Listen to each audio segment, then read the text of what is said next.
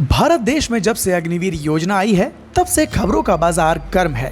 विपक्ष लगातार इस योजना के नाम पर भारत की वर्तमान सरकार पर निशाना साधा करता था और सरकार की आलोचना का कोई भी मौका नहीं छोड़ता था।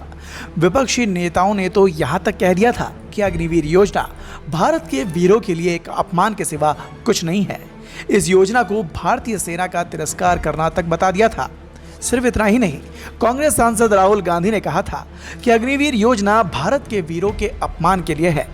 साथ ही उन्होंने ये भी दावा किया कि शहीद को ग्रेच्युटी समेत अन्य आर्थिक सहयोग नहीं मिलेगा, जिसका जवाब अब भारतीय सेना ने अपने एक्शन से दिया। सियाचिन में जान गंवाने वाले अक्षय लक्ष्मण को भारतीय सेना ने आर्थिक मदद देने की तैयारी पूरी कर ली है। रविवार रात ही सेना ने बताया कि लाखों रुपए की राशि अग्निवीर के परिवारों को दी जाएगी।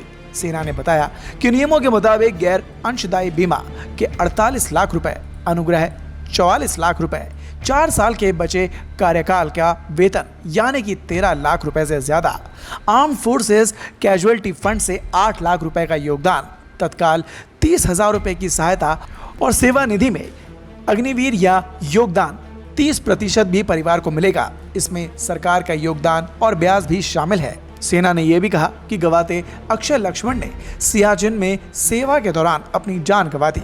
इस दुख की घड़ी में भारतीय सेना शोकाकुल परिवार के साथ है।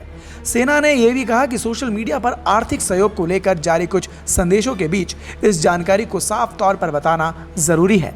दरअसल कांग्रेस के पूर्व अध्यक्ष अग्निवीर गवाते अक्षय लक्ष्मण की तस्वीर साझा की और कहा कि सियाचिन में उनकी शहादत का समाचार बहुत ही दुखद है। उन्होंने ये भी कहा कि उनके परिवार को मेरी गहरी संवेदना है। जिसके साथ ही राहुल गांधी ने अपने एक्स पर पोस्ट करते हुए कहा कि एक युवा देश के लिए शहीद हो गया। सेवा के समय ना ही ग्रेच्युटी और ना ही अन्य सैन्य सुविधाएं और शहादत पर परिवार को पेंशन तक नहीं।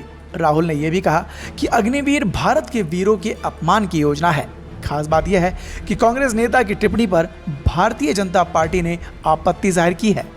राहुल के इस आरोप पर भारतीय सेना ने खुले मंच से जवाब दिया और साथ ही साथ उन जुबानों पर भी ताला जड़ दिया जो अग्निवीर योजना को सेना का अपमान कहने से बाज नहीं आते थे।